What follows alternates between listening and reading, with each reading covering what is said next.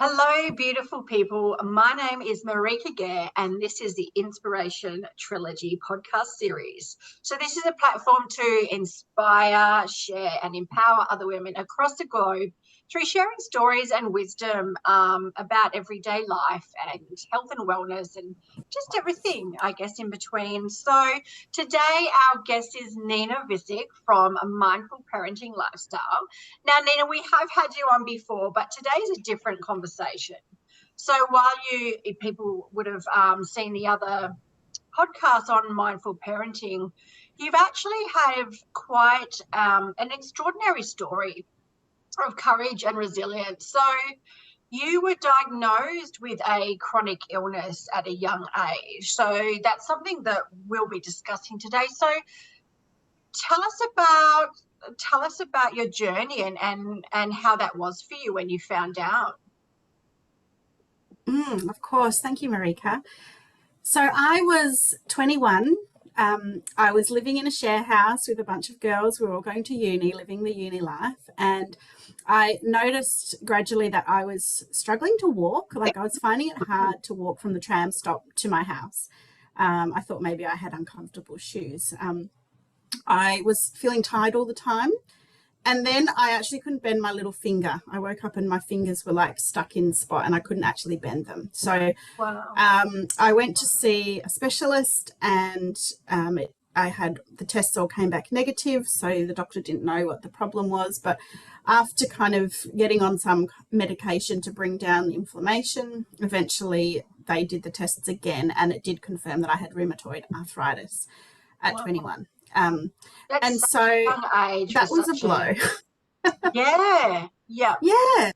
And it was young, but looking into it, apparently rheumatoid arthritis does hit people young. I mean, my great grandmother got it when she was 21, I've been told. Oh, okay. And it was tough to be in a house of people that are going about living their best lives at uni and feeling like I couldn't function with what I was trying, couldn't function in a normal life. Yeah. And of course, they would really have understood. I mean, when you're young, like you said, the uni lifestyle, everyone's out and they're dating and they're partying and they're studying and all those things that happen at that young age. So to be diagnosed with something that kind of floors you the way that it did is, it's quite overwhelming. I think, myself, I was diagnosed with a chronic illness at the age of 14. So I have Crohn's disease. And being diagnosed young and even, in high school, all my friends had started, seeing boys, going out and do all these stuff. And I was bedridden. I couldn't do anything. And you just feel so different than everybody else. And it's kind of a hard pill to swallow, I guess. So we'll go back. So how long was it before you started noticing symptoms and your diagnosis? How was it? A few months or how long was that? Yeah, look, I think so. Because initially I just thought there was something wrong. Like, like I said, like I thought I was just wearing uncomfortable shoes and I was annoyed that I couldn't wear flip-flops like everybody else. But I just kind of wore sensible shoes with a proper heel and things like that. But once I realized that I couldn't walk 200 meters without the pain or without kind of hobbling, that's when I really decided to take action. And when I couldn't bend my finger, like that's not normal to not be able to bend your finger. You can't blame shoes on not bending your finger. So I think it was a few months. It's hard to remember now, but it was within that year when I was living in a particular house with a bunch of girlfriends. And I needed to get home from uni and one of my classes was late in the evening. So I actually had to skip a lot of that class because I needed to get a lift home with my flatmate. I couldn't wait to get the bus home or the tram home because I couldn't walk home from the tram stop. Wow. So that was a really big indicator when I started to skip classes because of the transportation. I couldn't walk properly to class. It was huge. And I think feeling like I was whinging all the time, I felt like I was constantly making excuses. I can't do this. I can't do that. I'm in pain. This hurts. So I think that was a tough thing. And I was on medication where I couldn't drink anymore. So being at uni and not being able to drink, is also tough. Yeah. And so how did your That was friends react? I mean, were they sort of supportive, or were they, I mean, how did that sort of? Yeah, they were supportive. I did go inside myself and I did keep a lot to myself, but for the whole part, yeah, they were really good, really supportive.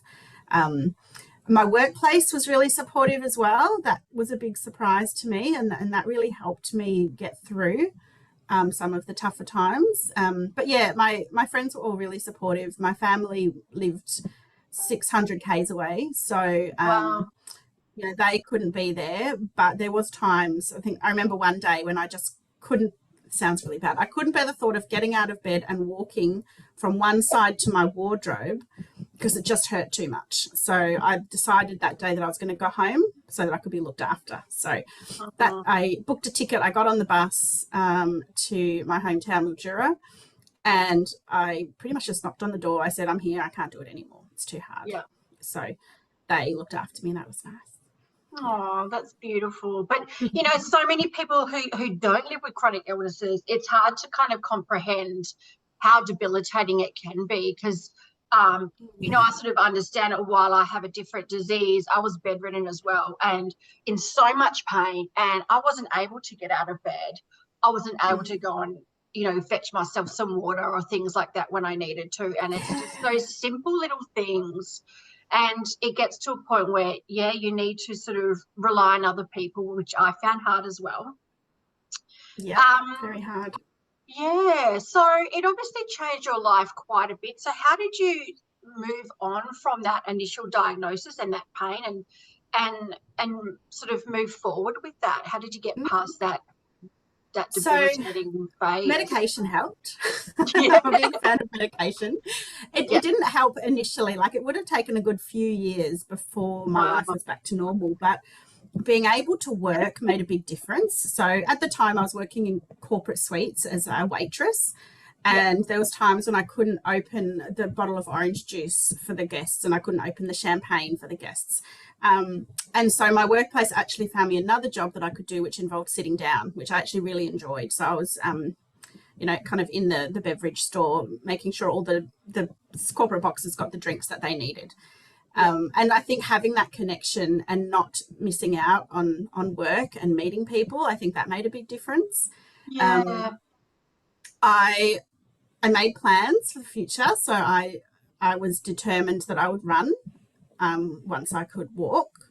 That makes sense. And I did things that made my life easier. So when we moved out of that big house, I made sure I had a room that didn't have stairs to get into, things like that.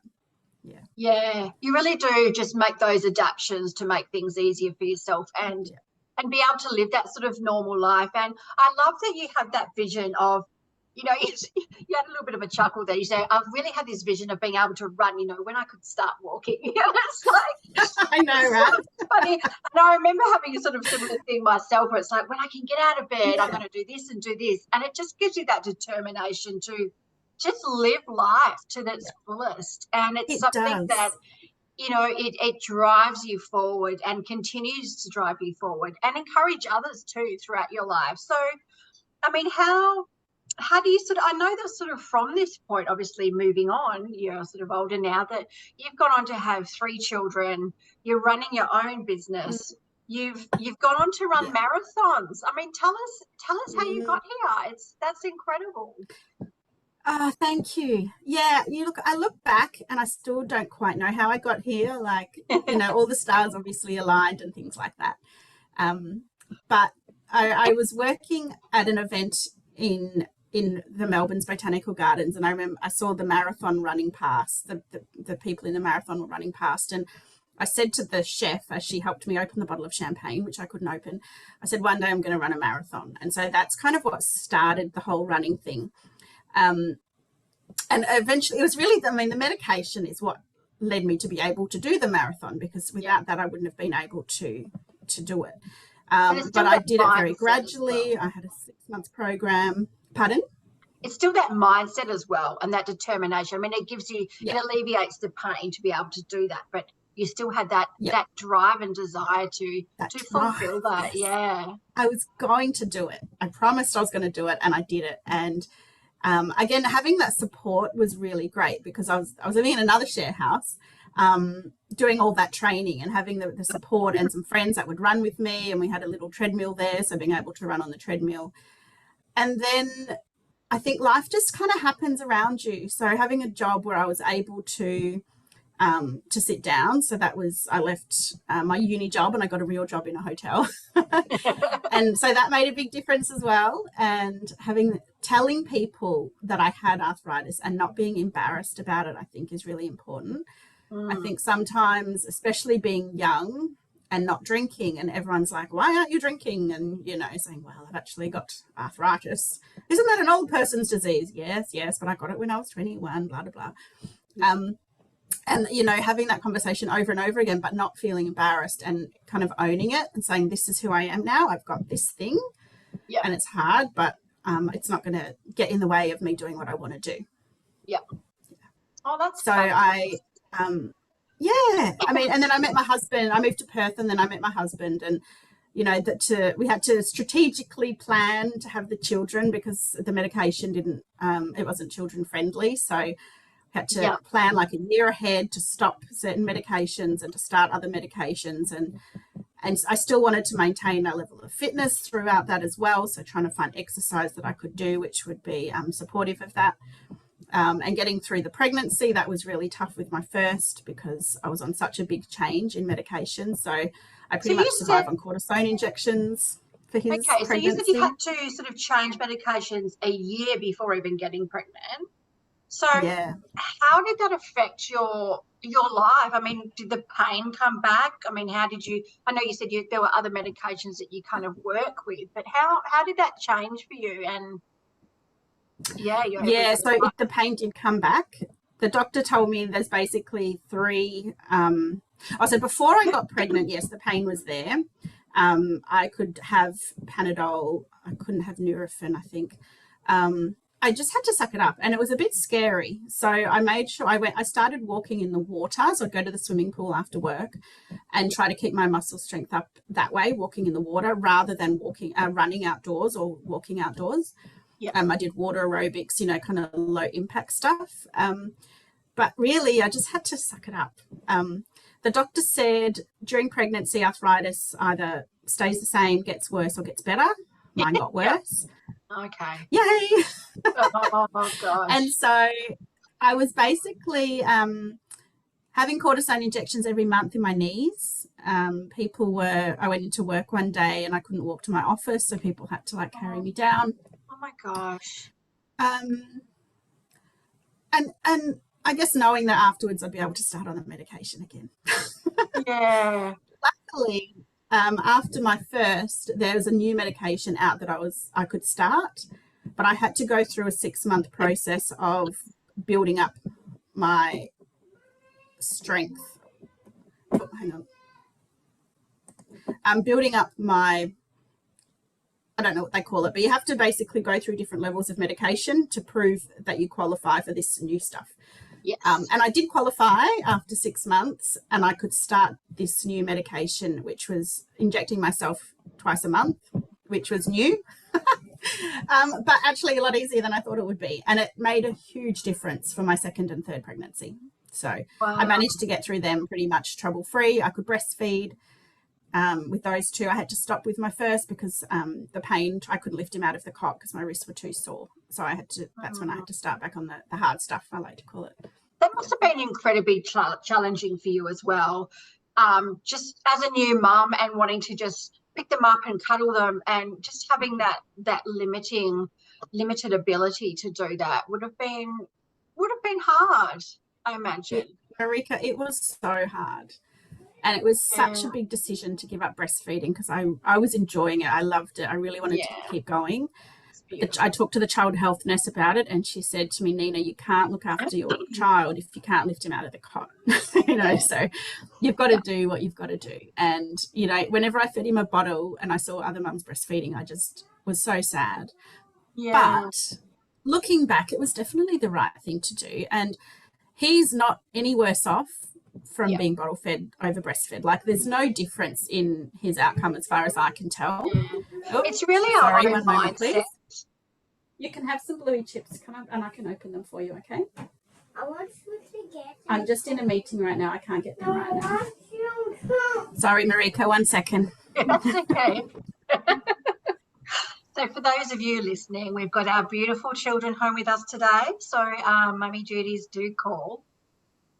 So look, while Nina's gone, I'm just going to sort of mention, you know, for all those people out there who are living with limiting diseases, there's so many inspiring stories out there where people have, you know, overcome their challenges and they've managed to live quality lives. So, I mean, I know from my own journey it has been very challenging, but you find ways to get through. There's little steps. I mean, obviously the medication does help. Having a supportive network around you and just finding those ways, adapting your life to be able to suit. So, hi, Nina. I was just having a bit of a chat to the listeners, so I thought I'll continue having a bit of a chat with you and just sort of, So, look, Mummy, as I was just saying, Mummy duties do call, so that's a beautiful part of being able to, you know, being able to have 3 children. And despite your, you know, challenging pregnancies, you know, you've got these beautiful little beings. And I know you were saying, you know, just going back to where we were with the breastfeeding and you having to stop, and it's really a sort of, as mums, it's our mum guilt and our own, you know, thoughts on things that really can tend to affect our emotions. And it's like you say, it's not the be all and end all. It ends up being, sometimes in certain situations it's a better choice. And I know 100%. When, you know, I was able to breastfeed my son for a few months, I think around 10 months. And then, you know, I had to I'm a single mama, so I had to return to work, and I started on my own medication injections as well, twice monthly. And I, you know, in my own mind, the thought of having to inject myself every month, every 2 weeks, I found it really upsetting, and I was so nervous about it. And I was just like, oh my goodness, you know, this is just really going to change things. But it actually doesn't. It takes 2 seconds. And I think once you start, I mean, I'm sure it's probably the same with people who live with diabetes and things like that, having to do that sort of thing. You know, I had gestational diabetes, so I had to sort of inject, you know, during pregnancy as well. It's daunting, but a lot of it's in our own mind. It helps us in the long run, and it's just getting over that little hurdle. And you know, it changes your life. So it does. Yeah. And so with your husband, so did you tell him about your illness at the start of the relationship, and how did he react? How does he support you through any flares and things that you might have had? But through the pregnancies, of course, that's very challenging. Yeah, good question. So it's such a big part of who I am that I probably did tell him when we first met. I don't remember, to be honest, but I'm sure I did, because actually on our first date, I'd been to the gym the day before and I'd hurt my back. So my back was like all tensed up, and I was walking like a person with a sore back. So that was just a whole nother story to add to that funniness of when I met him for the first time. But when I was also just starting to train for my second marathon when I met him as well. So a lot of what I talked about was my trainings and my running schedule and what I was doing, this, that, and the other. So the arthritis wasn't a big part of my life then, because the medication had everything under control, and it was almost as if I didn't have it, except for taking tablets every day and injecting. Oh, no, I wasn't injecting that. I was having tablets every day. Yeah. And it was only when we had to start thinking about falling pregnant that it really became something that we talked about seriously. And he was so supportive and very understanding of everything that I needed to go through, and helped when I needed help. And took on a lot of the physical stuff, you know, like I couldn't really stand up, couldn't chop the onions or, you know, silly little things like that when I was pregnant. And getting up to get the baby out of the cot in the middle of the night, those few weeks when I found it really hard, things like that. Yeah. So do you think he was prepared for the level of change that happened when you went off the medication? I mean, I'm sure you've discussed that. No, I think he just takes everything in his stride. He's very cruisy. Yeah.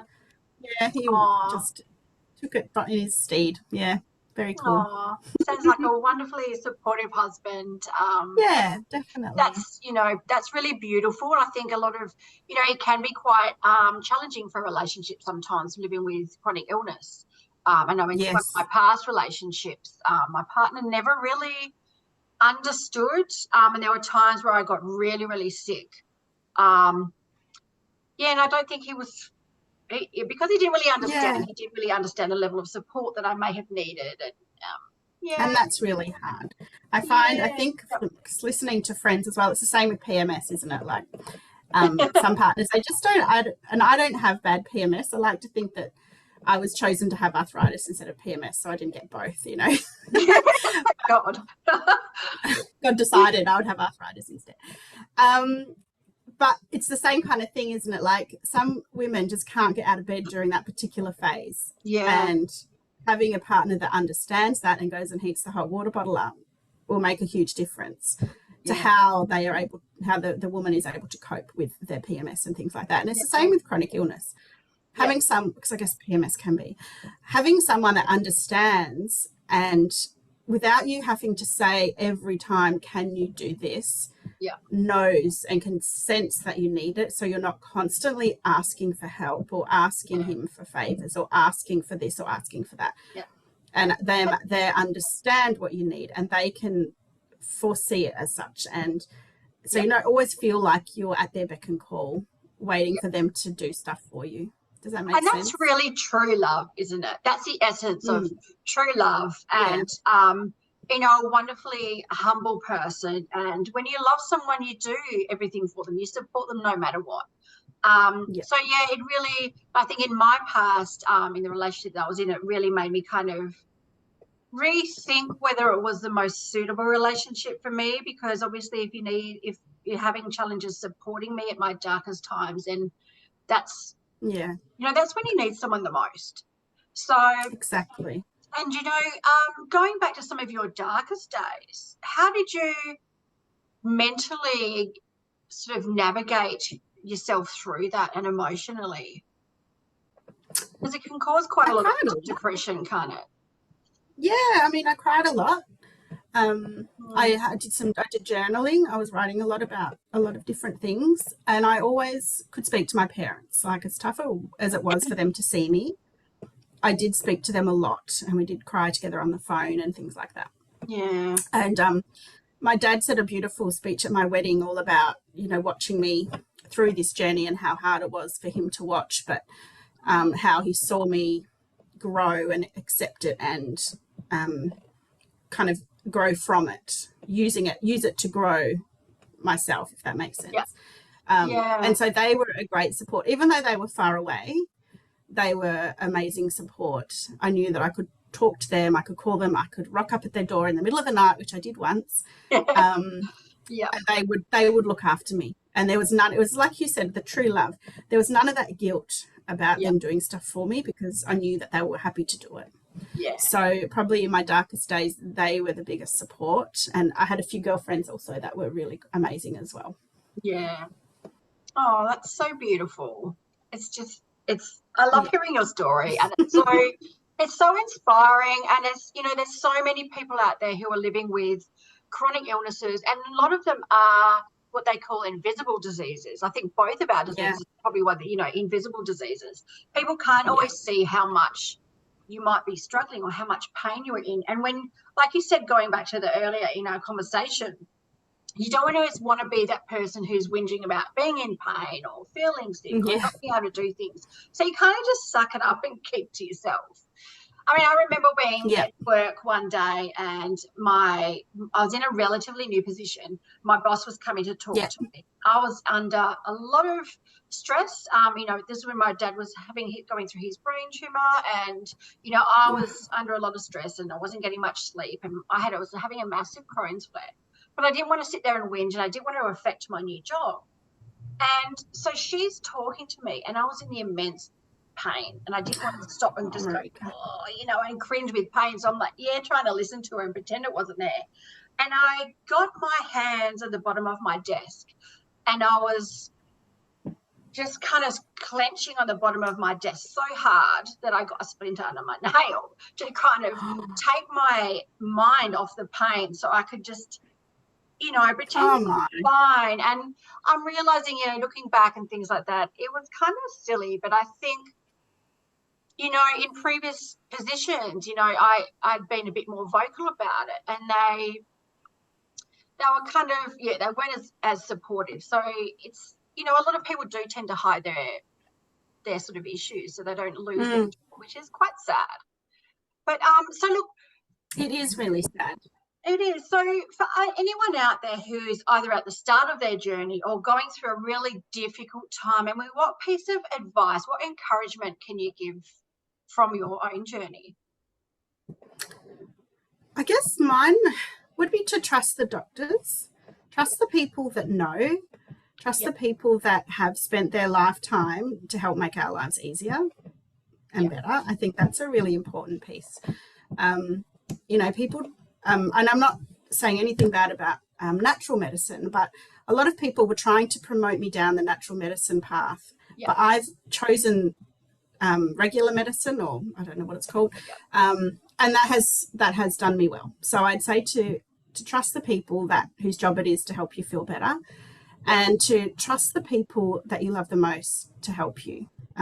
Open up to them and share with them how you're feeling, because even if it hurts them to hear it, if they know, they can help. Whereas if you bottle it up inside, they don't know how to help. And I guess it's really hard as an outsider to know how to get in to help, because you just want to help the person that you love. So that's probably my two biggest pieces of advice. And you will come out the other end, and you will grow from going through what you're going through, as hard as it is to hear when you're in the depths.